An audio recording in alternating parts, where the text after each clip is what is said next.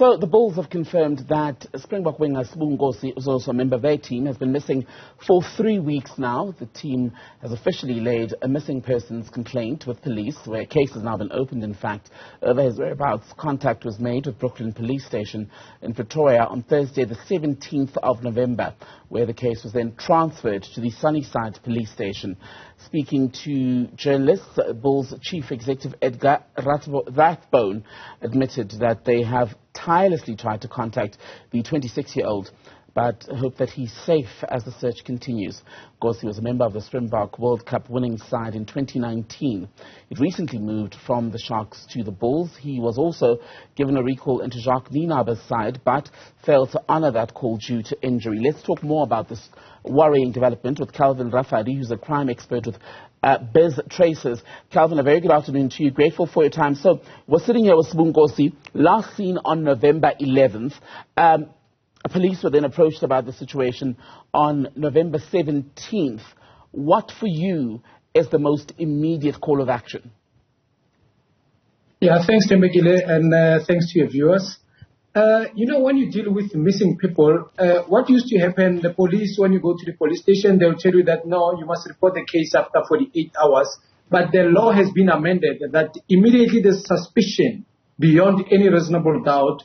If a person is missing, you are able to report it immediately. Now, what happens is the minute the case is, it's a case now of a missing person, but should it now, the person now, anybody makes a call for ransom, then it becomes a kidnapping. Then in incident whereby if the missing person will be found dead, then an inquest docket gets to be registered after the missing. The missing gets amended to inquest. Now, immediately after the postmortem, finding out that okay, this will be the cause of the death, then it will be registered as a murder case. But in such incidents like this, the police should be by now looking at the last cell phone communication where he was at, meaning the coordinates. They should be looking into his bank accounts if anybody is withdrawing any amount of money, and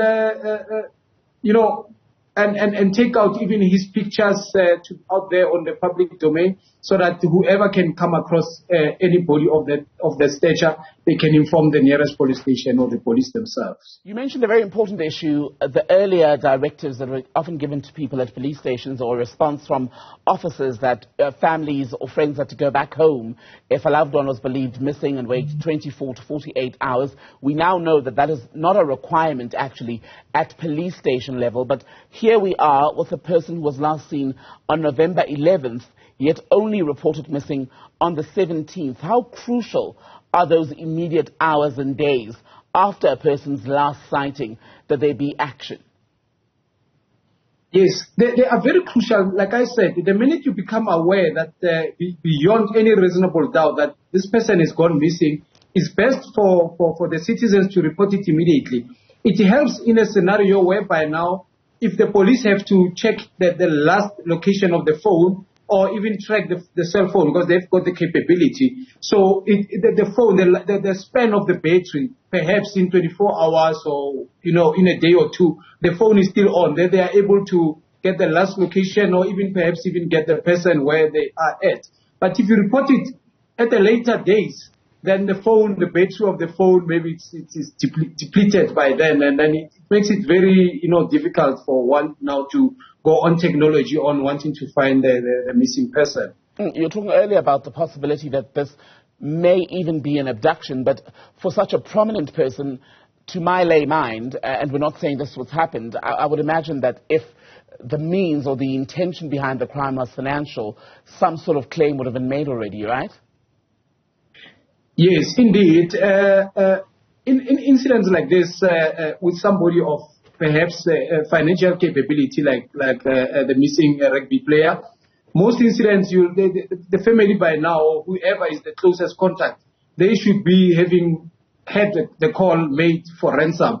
But if there's no such call, and then it's very worrying, but other measures need to be used of technology to finding where is our brother.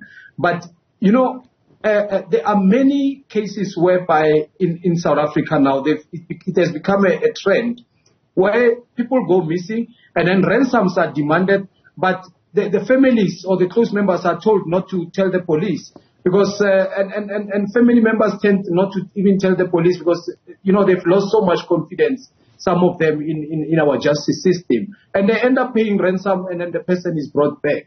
Mm. And I'm just looking at a report now. We've not been able, I must first of all caveat to that line, that we've not been able to confirm what I'm about to put to you, Calvin, and to our viewers. But I'm looking at Soweto Live, which is now running a report. The Bulls themselves are here to confirm this with us. And what Soweto Live is reporting is that it has now learned from sources that the whereabouts of the Springbok winger Sbu Nkosi have finally been established. They say that they've been told that the winger was spotted around Mpumalanga and efforts are underway to get to his location. Again, that is what Soweto Live has put out this hour. How likely is it that, or how common in fact is it, that people sometimes leave and don't want to be found?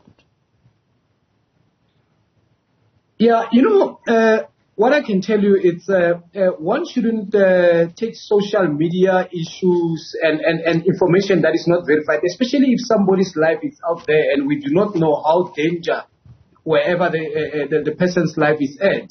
Maybe perhaps it's under a gun trigger or perhaps it's mentally disturbed.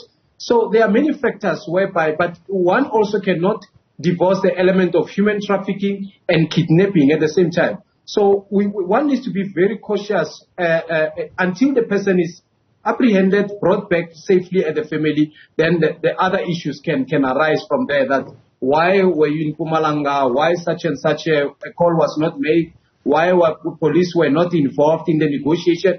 Because even with SAFs, they've got a negotiation team. If somebody's life is held under duress, to go and do the negotiation. So it's very wise sometimes to bring these experts on board. But at the same time, one cannot assume or even take any social media or any article that becomes so reckless when somebody's life is out there and no one has the facts on the person's life. Calvin Rafadi, thank you very much for that. Thank you.